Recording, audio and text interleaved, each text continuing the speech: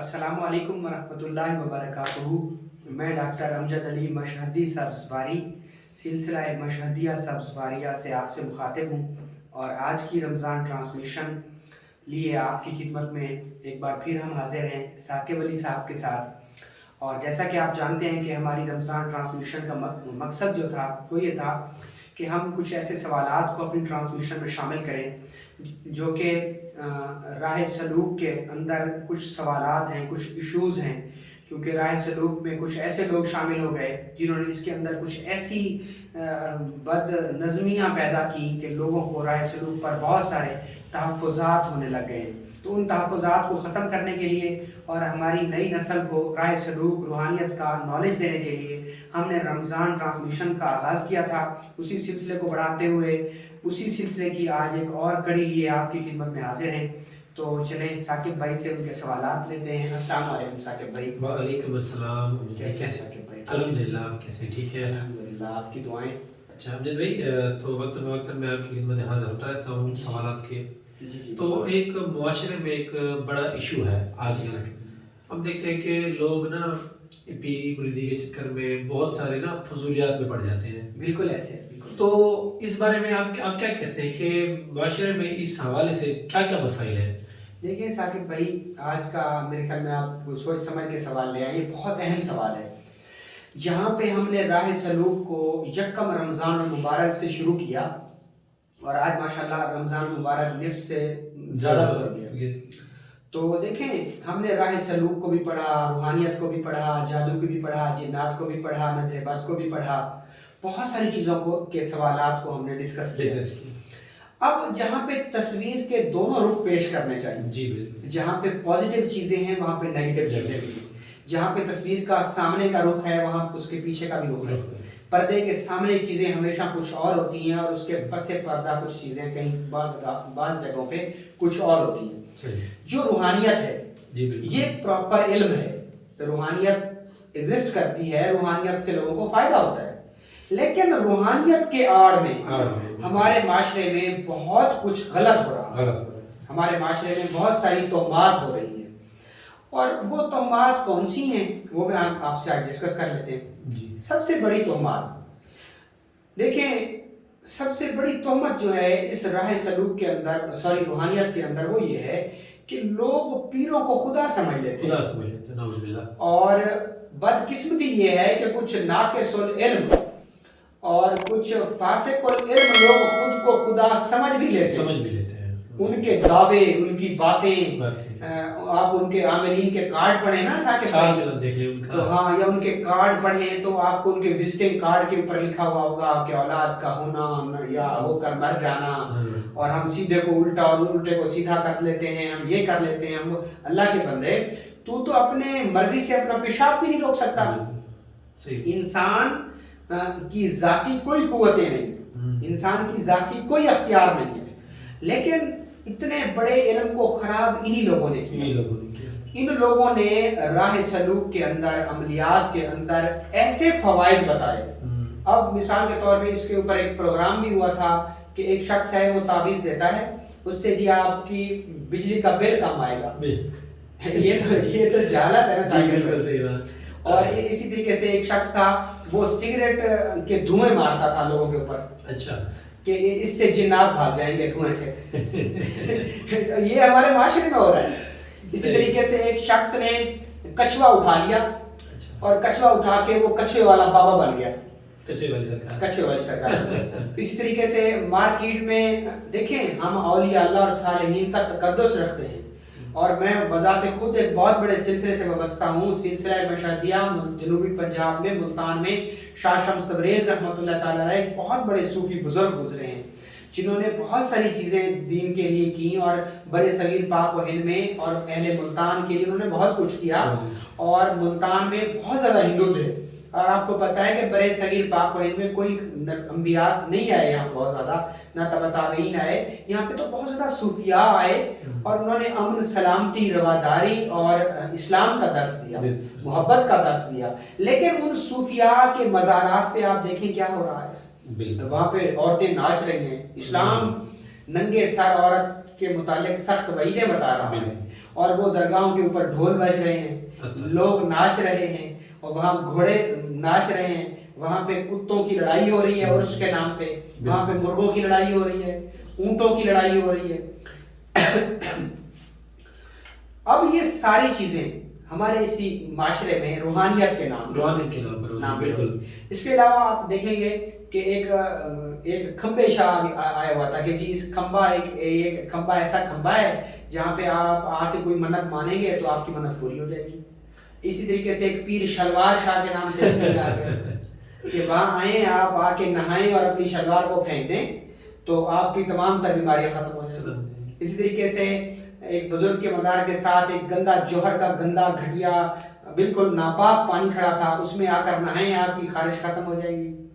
تو یہ تمام تر چیزیں دین میں, راہ سلوک میں, عملیات میں, یہ فضولیات میں سمجھتا ہوں کہ یہ وہ چیزیں ہیں. دیکھیں اب ایک شخص ایک پتھر سے اس نے امیدیں لگا لی ہیں کہ جی یہ پتھر ایک بزرگ نے اٹھایا تھا, وہ پھر پتھر ساتھ اڑنے لگ گیا تھا, اب آپ پتھر کو اٹھا کے جو بھی منت مانگیں گے آپ کی وہ منت پوری ہو جائے گی. یہ جی درخت ہے, آپ اس درخت کے نیچے سے گزریں گے تو آپ کی یہ حاجت پوری ہو جائے گی.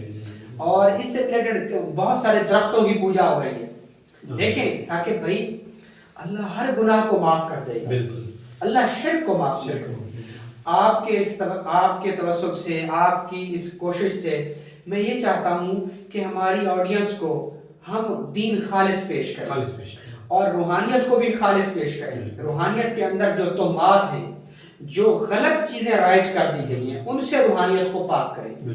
کیا صاحب مزار نے اس چیز کی اجازت دی کہ آپ میرے مزار کے اوپر اونٹوں کا میلہ کرائیں, اونٹوں کو آپس میں لڑوائیں, مرغے لڑوائیں, یا وہاں پہ جو ہے نا کتوں کو لڑوائیں؟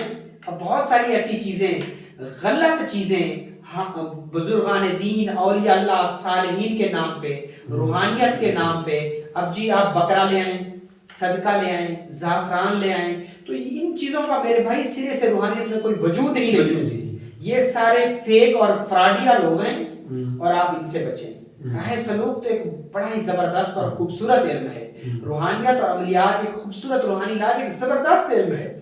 ہم یہ فہم و فراست عوام میں اسی لیے پیدا کر رہے ہیں تاکہ آپ گھر بیٹھ کے قرآن سے فائدہ لیں, قرآن سے نفع لیں.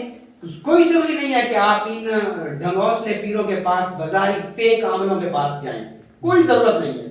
یقین کریں, مجھے سر درد ہوتا ہے نا ثاقب بھائی, میں پین کلر کھاتا ہوں. بالکل. اور اگر ہمارے کسی مرید کو سر درد ہوتا ہے تو اسے دم کیوں کیا جائے؟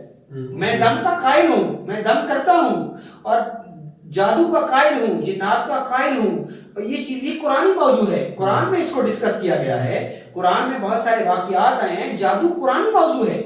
قرآن میں بنی اسرائیل کے جادو کو ڈسکس کیا گیا. فرعون کے دور میں جو اس نے رسیاں بنا کر پھینکی اور وہ رسیاں سانپ بنی, اس کو ڈسکس کیا گیا. اور قرآن میں جو ہے نا حضور کریم صلی اللہ علیہ وسلم کے جادو کے علاج کے لیے چاروں کل کو اتارا گیا. جادو قرآنی موضوع ہے, اس میں کوئی شک نہیں ہے. ہاروت و ماروت کا قصہ ڈسکس کیا گیا.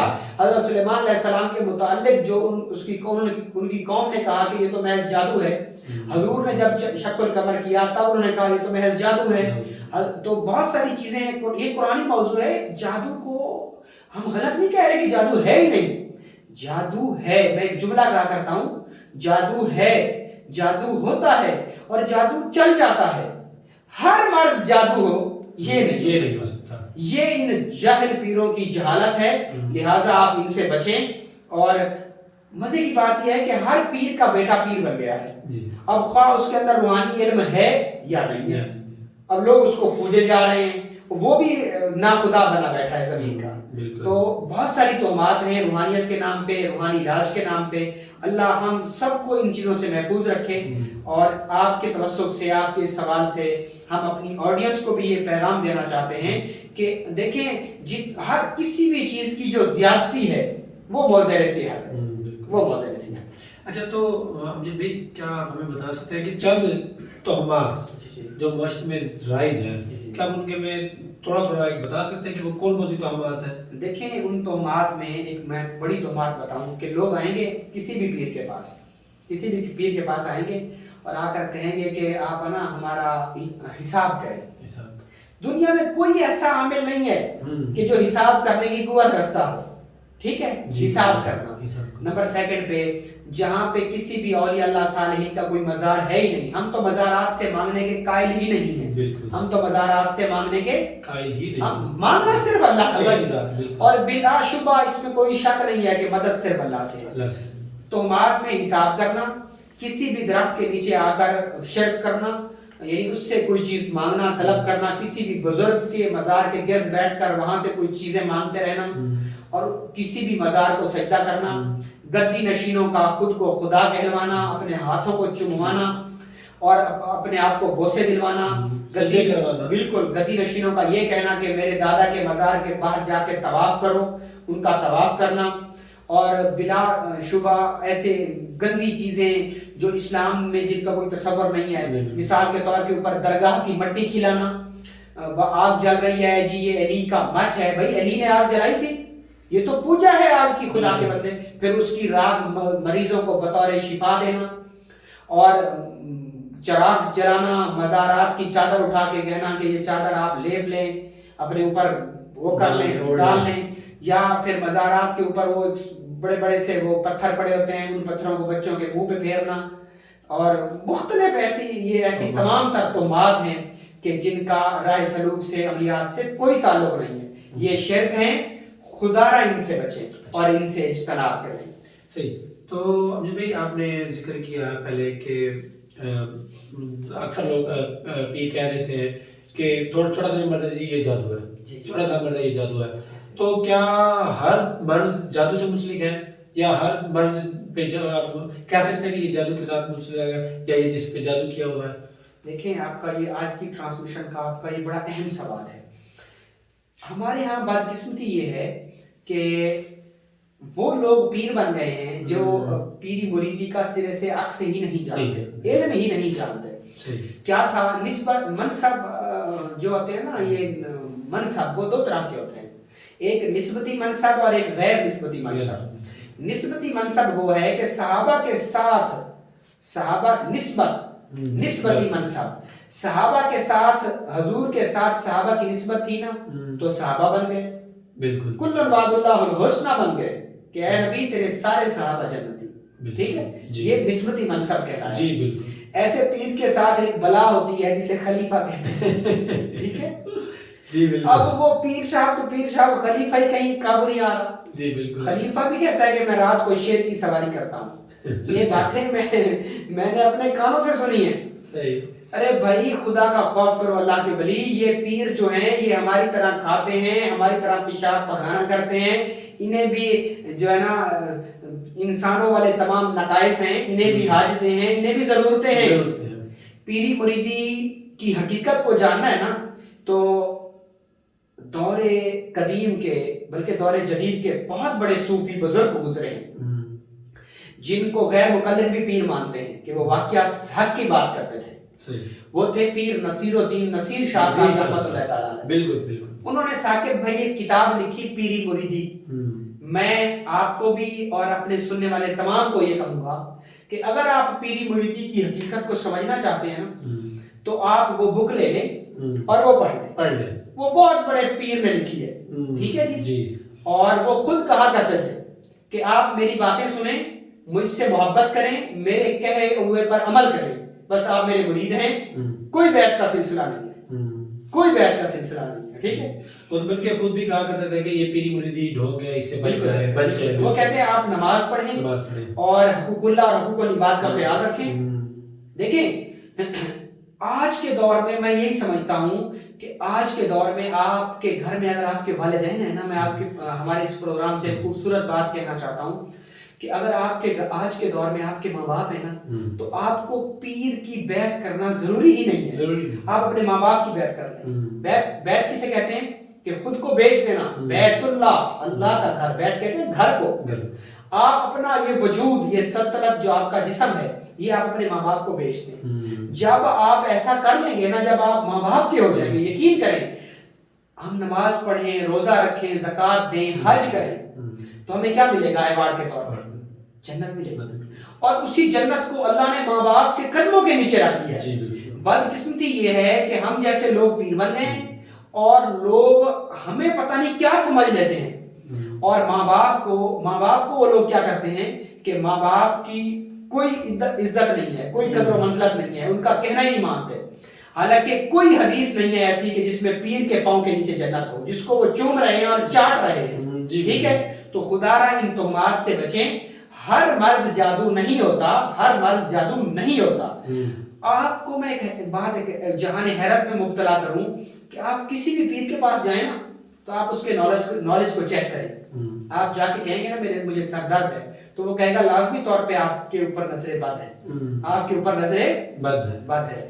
اللہ کے بندے, جب آپ کو, میں نے خود دیکھا ہے, میں خود پیر ہوں اور ایک بہت بڑے سلسلے سے میرا تعلق ہے.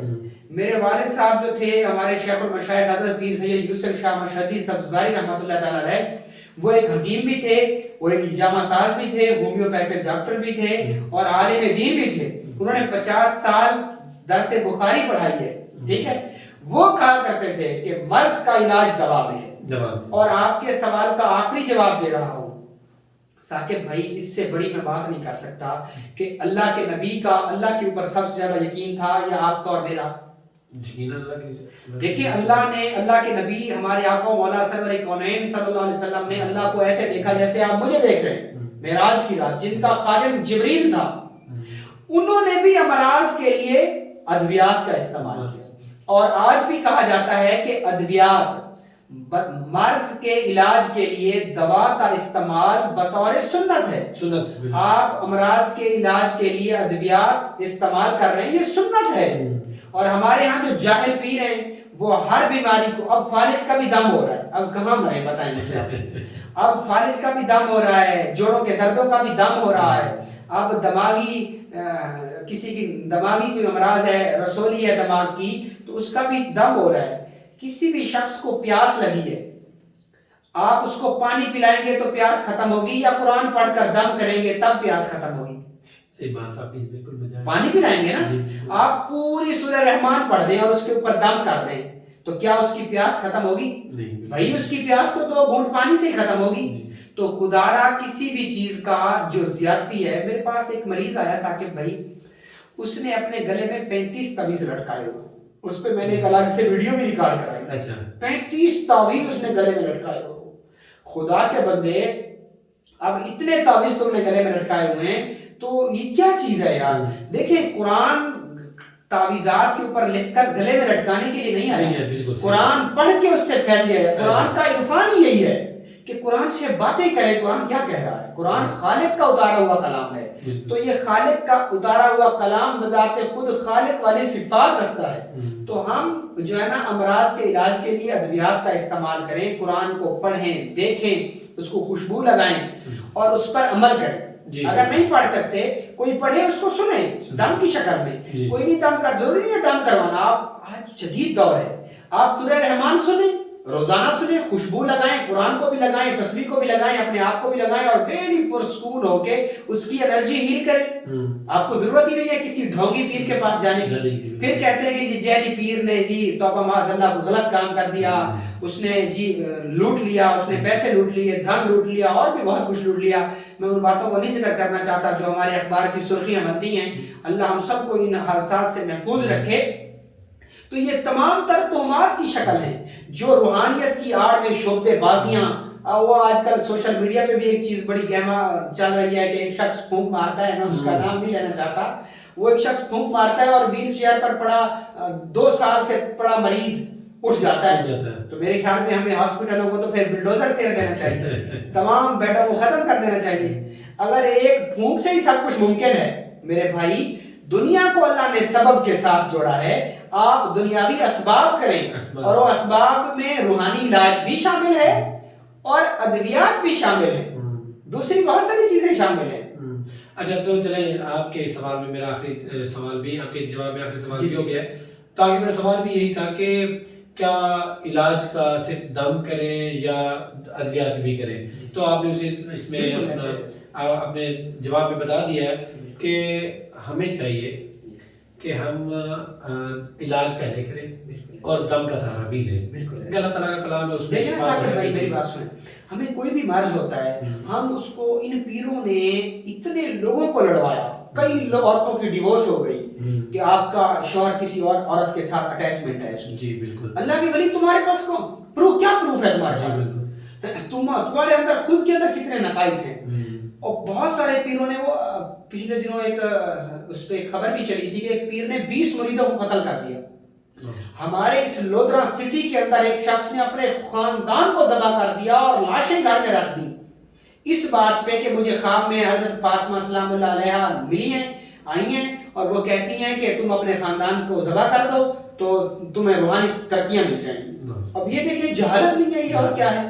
تو بالکل جیسے میں نے آپ کی بات کاٹی، کوئی بھی ہمیں مرض ہو تو ہم لازمی طور پہ اس کے اسباب دیکھیں، اس کے میڈیکل ٹیسٹ کرائیں اور اگر وہ میڈیکل ٹیسٹ ٹھیک آتے ہیں تو پھر آپ روحانی علاج کی طرف جائیں.